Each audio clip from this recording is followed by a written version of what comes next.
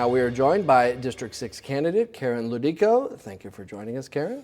Thank you for having me. And you have been here before for this kind of thing for the school board, right? Your background is primarily serving on school board. Tell me a little bit more about your experience serving in those capacities. Well, I served for 3 terms, 12 years on the Centennial School Board. And during that time, I also represented Centennial for 8 years on the Intermediate 916 School Board, which is a conglomeration of, I think now it's 12 member districts. At one time it was 9. But that's another board where we provide post-secondary education and also special needs that are a little bit too intense to serve in our local districts. So we group together and serve that. So multiple roles, accumulation of 20 years if you wanted to put all those meetings together over the years. I've worked as a director, vice chair, treasurer, multiple committees.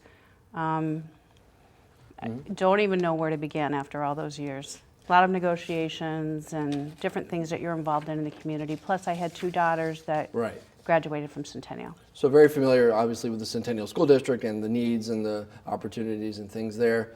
And experience leading and being responsible for budgets and for different projects and goals and all the processes involved in that service. Correct. We had over 800 employees and over 6,000 students, and about an $80 million budget when I left, which is over $100 million now. So yeah, there's a lot involved, a lot of construction projects, a lot of different patrons, a lot of different people in the community, and working with different superintendents and being collaborative on a board is very important. So looking at now at the seat that you're running for, serving on Anoka County Board, what are the unique characteristics about District 6? Obviously you've lived there, worked there, have served in that capacity there, but is there anything unique about District 6 as relative to the rest of Anoka County that you think you could help highlight, could help support more, could help push to try to help achieve certain things for the district and then also for the county as a whole? Well, it's the district that I've lived in for 20 years. I've owned 3 different homes in this district, so I'm very familiar of the different road projects and things that are going on. The largest portion of the budget in Anoka County is spent on human and social services and on safety. So that's a big thing that needs to continue. You have the opioid crisis out there with the police. You have different road construction projects going on. I know that they're looking at doing the light rail going up to Duluth, which would go through our area. I'm very supportive of that. I think, just like any other county, there are a lot of different areas that we need to look at, but also I feel that I'm not going in on a mission to try to specifically change something, if you will. I'm going in to learn more about all the different areas, get assigned to the areas that I would become a specialist in and bring it back to the, to the board as a recommendation. Something that's kind of come up here recently with District 6 specifically because of its location in the county, the collaboration between Anoka County, Washington County, and this development of the Minnesota Tech Corridor, the land that's there along 35E with the cities of Lino Lakes, Centerville, Hugo, Forest Lake, Columbus, all kind of surrounding this parcel of, I think, 1,000 acres, trying to draw in large industry to that area. That would be right on the edge, on the eastern edge of District 6. Something like that, something that you would want to be a part of, and how could you help that benefit, obviously, all of Anoka County, but how could that maybe specifically, or how could you look to help that, have that benefit District 6 specifically? Well, I think for all the cities that want to grow all that, each city is going to have to work with the county and with developers. And sometimes that means they're going to have to go a little bit outside of their guidelines and work, with the county and with other people. Some cities are easier to work with, some cities are not as easy to work with the rules and regulations. I'm a huge promoter of economic prosperity and growth. Like I said, if they get that light rail in there going up to Duluth, that would promote the whole industry along that whole sector. So one of the issues that comes in too, when you grow too quickly with a lot of housing instead of getting the business development in, then that creates problems in the schools too. So the business development helps offset that tax base to the local taxpayers, and that's something we don't have in Anoka County as much as you get in the city where you have so much. So our taxpayers are carrying a much heavier burden on that. So anything that we can do to promote business growth is something that I would be supportive of. What do you think are challenges? What would be a challenge for representing District 6 on the county stage? I mean, obviously, I look at District 6 and it's similar to many of the other districts, but there is a lot of disparity. And I don't want to use that word the wrong way, but there's a lot of different regions of density of population and maybe even demographics of population. You have a very rural area at the north, more urban and suburban or exurban here, closer to 694 and the metro. Is there a challenge in trying to represent that area on the Anoka County stage?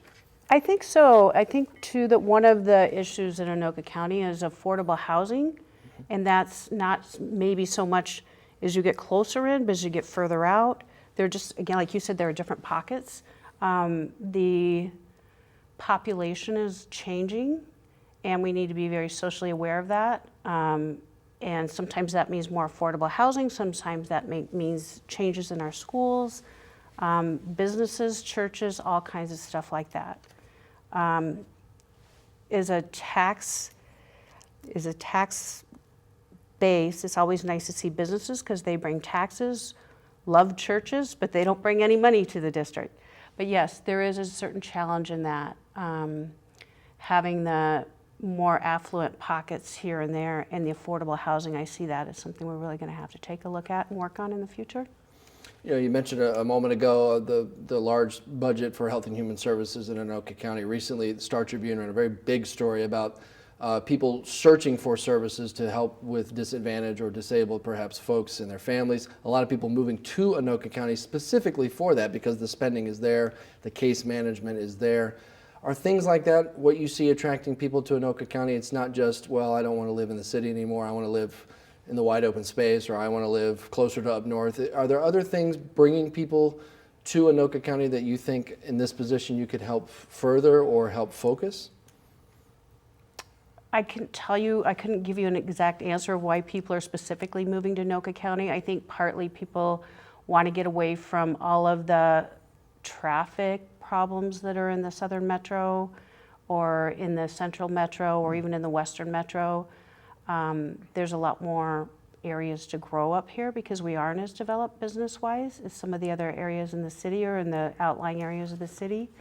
I am personally not aware of how much more Anoka maybe provides than other areas in social services. I know it's a large part of our budget. But I do think there's a lot of work to do there. I also feel like people move up here because there's less crime.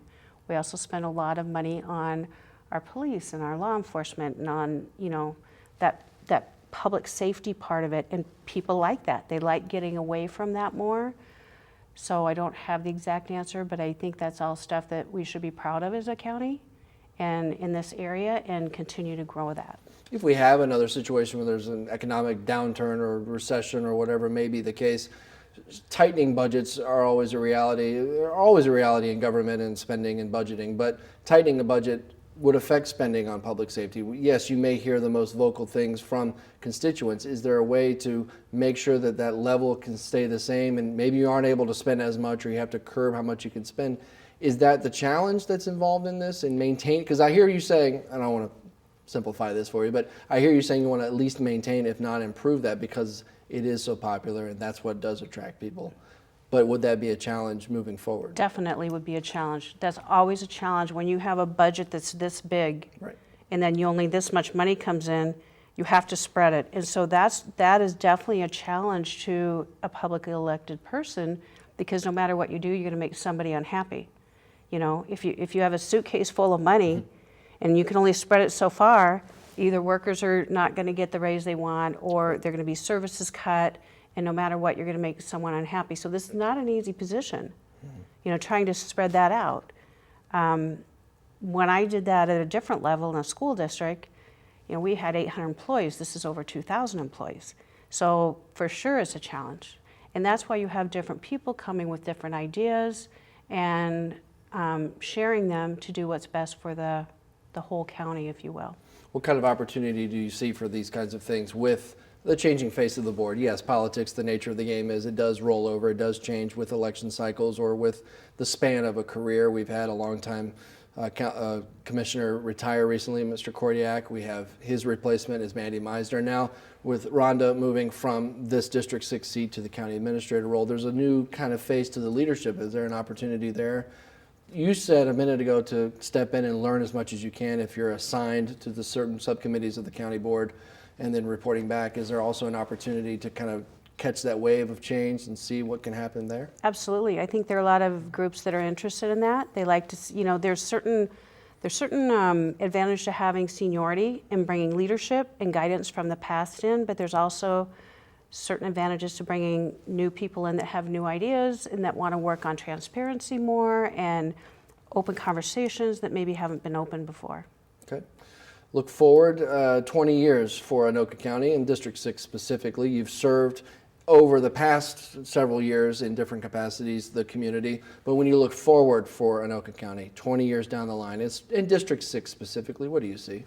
I hope that we see more economic growth, more businesses coming this way, improvements of roads, population growing. I mean, obviously, if your population grows, you need to grow everything else. But that brings more tax money in, and I want to see it continue to be a safe environment that people want to come to, that they're proud of. Okay. Karen Lodico, thank you very much for being Thank you here. very much. My pleasure. Pleasure to talk to you. Thank you. Thank you.